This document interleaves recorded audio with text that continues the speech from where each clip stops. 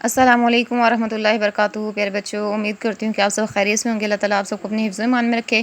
تو آج ہم نے جو ہے درس الرابع الف کی جو تمرین کرنی ہے، اس کے اندر الکلمات و تراکیب ہیں کہ جوف دھڑ پہلو، ادعیاء منہ بولے بیٹے، ادعوہم انہیں پکارو، تعمدت اس عورت نے ارادہ کیا، اولو الارحام رشتہ دار، قریبی رشتہ دار جسے کہتے ہیں، خون کے رشتہ دار بھی کہتے ہیں۔ تو ظاہرون تم زہار کرتے ہو، یعنی کہ تم اپنی بیوی کو اپنی ماں کہہ بیٹھتے ہو۔ افواہی منہ، فہمون کی جمع ہے منہ۔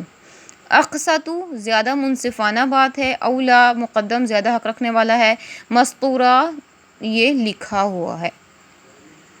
تو اس کے بعد جی باری آتی ہے تمرین میں۔ السوال الاول کے سبق کی ابتدا میں رسول اللہ صلی اللہ علیہ وسلم کو کن باتوں کی تلقین کی گئی ہے؟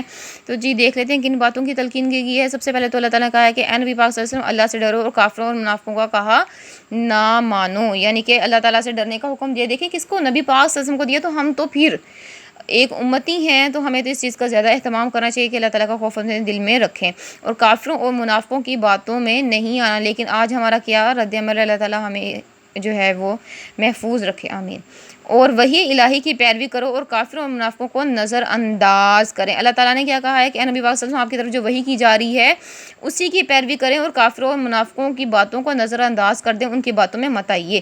اور پھر فرمایا اپنے رب پر بھروسہ رکھیں کیونکہ وہی اکیلا کارساز کافی ہے، ہر معاملے میں وہی جو ہے وہ آپ کے لیے کافی ہے۔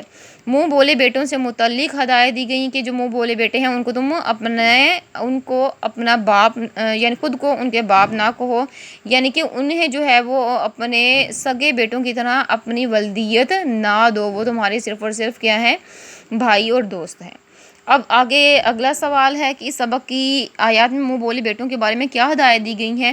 تو یہاں پر دیکھ لیتے ہیں مزید ڈیٹیل میں اسی چیز کو۔ تو لے پالکوں کو اصل باپوں کے نام سے پکارو۔ اللہ تعالیٰ نے کہا ہے کہ اے نبی پاک صلی اللہ علیہ وسلم کہ لے پالکوں کو ان کے اصل باپوں کے ناموں سے پکارو۔ اگر کسی نے کوئی جو ہے وہ بچہ یا بچی جو ہے وہ لے کر پالی ہوئی ہے تو اسے اپنا نام دینا مرد کے لیے جائز نہیں ہے۔ اگر سب سے اچھی چیز، بہتر چیز جو نبی اللہ تعالیٰ کے نزدیک پسندیدہ وہ ہے کہ جو اس کے اصل باپ کا نام ہے اسی کے نام سے اسے بھی پکارا جائے۔ اگر باپ کا نام معلوم نہ ہو تو وہ کیا کہا اللہ تعالیٰ نے؟ وہ دین میں تمہارے بھائی اور دوست ہیں۔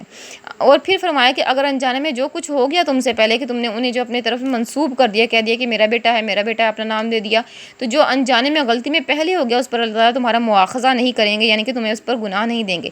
لیکن جو قصد دلی سے اپنے نام سے مسم کیا اس پر مواخذہ ہوگا۔ لیکن یعنی کہ اب جب علم آ گیا کہ اللہ تعالیٰ نے جو ہے منع کر دیا کہ ہمیں جو ہے وہ یہ چیز جائز نہیں، ہم کسی کی اولاد کو جو ہے وہ اڈاپٹ کر کے جو اس کو اپنا نام دے دیں، یہ چیز ہمارے لیے حلال نہیں، اس کے باوجود ہم انہیں اپنا نام دیں تو پھر اس پر جو اللہ تعالیٰ ہمارا مواخذہ کریں گے اور اس پر جو ہمیں سزا بھی دیں گے۔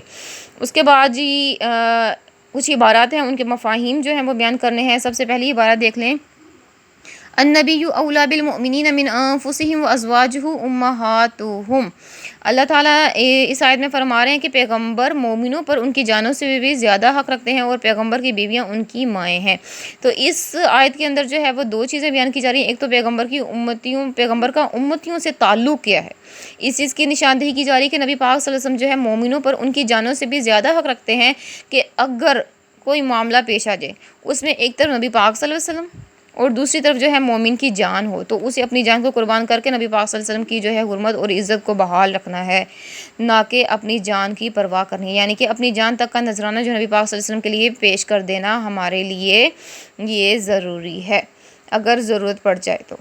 اسی طرح سے ازواج نبی صلی اللہ علیہ وسلم دیگر مردوں کی جو ہے وہ مائیں ہیں۔ اللہ تعالیٰ نے یہاں پہ بیان کر دیا کہ جو نبی کی بیویاں ہیں وہ دیگر مومن مردوں کی جو ہیں وہ مائیں ہیں، جتنے بھی مرد ہیں ان سب کی جو ہے مائیں ہیں، یعنی کہ نبی پاک صلی اللہ علیہ وسلم کی بیویوں کو یہ جائز نہیں ہے یا پھر کسی بھی مومن مرد کو یہ جائز نہیں ہے کہ وہ نبی پاک صلی اللہ علیہ وسلم کی وفات کے بعد ان کی بیوی سے جو ہے وہ نکاح کرنا چاہے، یہ ان کے لیے حلال نہیں ہے کسی بھی صورت۔ جی اسی طرح سے اگلی آیت مبارکہ ہے ما جعل اللہ لرجل من قلبین فی جوفہ، کہ اللہ نے کسی آدمی کے پہلو میں دو دل نہیں بنائے۔ یہاں پر ایک واقعہ میں آپ کو بیان کرتی جاؤں کہ عرب میں ایک آدمی نے یہ مشہور کیا ہوتا کہ میرے سینے میں دو دل ہیں اور دونوں جو دل ہیں وہ محمد صلی اللہ علیہ وسلم سے بہترین دل ہیں۔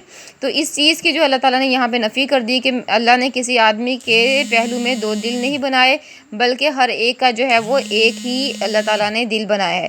اس کے جو ہے ایک اور بھی مفہوم آتا ہے کہ ایک شخص جو ہے وہ بیک وقت مومن اور کافر نہیں ہو سکتا، انسان کا دل ایک وقت میں ایک ہی طرف جو ہے وہ مائل ہوتا ہے۔ اسی طرح سے ایک اور چیز یہاں پہ بیان کی گئی ہے، اس کا یہ مفہوم بھی ہے کہ ایک مرد جو ہے وہ ایک آدمی جو ہے ایک وقت میں ایک ہی عورت کا بیٹا ہے، وہ ایک وقت میں دو عورتوں کا جو ہے وہ بیٹا نہیں ہو سکتا، یعنی کہ ایک ہی عورت جو ہے ایک انسان کو جنتی ہے۔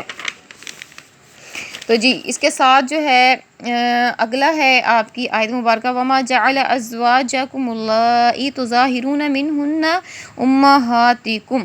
اللہ سبحانہ وتعالیٰ دیکھیں اس آیت میں کیا فرما رہے ہیں، فرمان الہی ہے، اور نہ تمہاری عورتوں کو جن کو تم ماں کہہ بیٹھتے ہو تمہاری ماں بنایا۔ اور اب یہاں پہ جو ہے ایک عرب کی جاہلانہ رسم تھی، اس کے بارے میں آپ کو بتاتی چلوں کہ جب وہ عرب کے مردوں کو جب اپنی بیویوں پہ غصہ آ جاتا تھا تو وہ کیا کرتے تھے، غصے میں آ کر انہیں جو ہے اپنی ماں کہہ بیٹھتے تھے اور انہیں اپنے لیے حرام سمجھتے تھے۔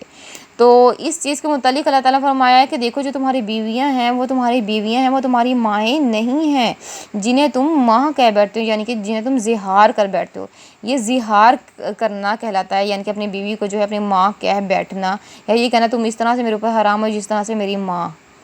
تو یہ چیز جو ہے وہ حرام اللہ تعالیٰ نے قرار دی، اور اس کا کفارہ، ہاں اگر کوئی مرد جو ہے وہ یہ فعل کر بیٹھے، یہ بات کر بیٹھے، تو اس کے لیے کفارہ ہے کہ اپنی بیوی کے پاس دوبارہ جانے سے پہلے اسے کیا کرنا ہوگا، ایک غلام کو آزاد کرنا ہوگا، یا پھر 2 مہینے کے مسلسل روزے رکھنے ہوں گے، یا پھر 60 مسکینوں کو جو ہے کھانا کھلانا ہوگا۔ اس کے بعد اس کی بیوی جو ہے اس کے لیے حلال ہو جائے گی جیسے وہ پہلے اس کے لیے ہوا کرتی تھی۔ جزاکم اللہ خیر، السلام علیکم ورحمۃ اللہ وبرکاتہ۔